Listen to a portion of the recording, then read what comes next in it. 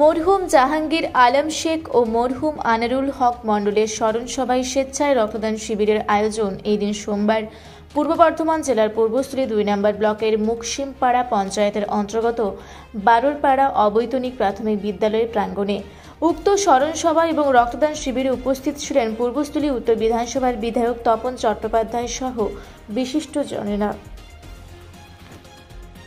এই মাস্টারমশাই আমার পর প্রধান শিক্ষক কি নাম জানা পার্থপ্রতিম আসার পর আমি দেখেছি স্কুলকে একটা ভালো জায়গায় নিয়ে গিয়েছে। আমি গত বছর কথা দিয়েছিলাম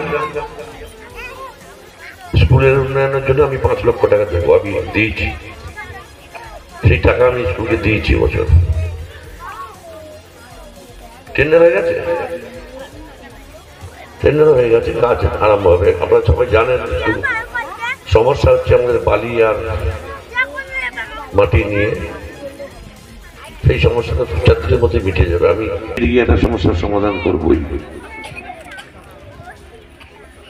কারণ আমাদের এই যে বাংলা আবাস যোজনা ঘরের টাকা দেওয়া হচ্ছে, আমি বোঝাতে পেরেছি অন্তপক্ষে যে টাকা আমরা তাদেরকে দেবো, তারা ইটটা কি বিহার না উত্তরপ্রদেশ থেকে আনবে,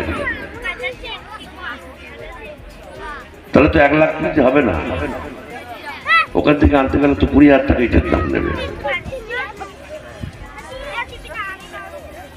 তাহলে ভাবতে হবে আমাদের, আমরা সেই ভাবনা ভেবেছি, পেয়েছি, কাজ হচ্ছে। আমি এসডিও কে বলে, ডিএম কে বলে, সব সরকারি কাজে তো বাধা দেওয়া যাবে। পূর্বস্থলী থেকে অত্রি চক্রবর্তীর রিপোর্ট, রূপসী বাংলা মিডিয়া।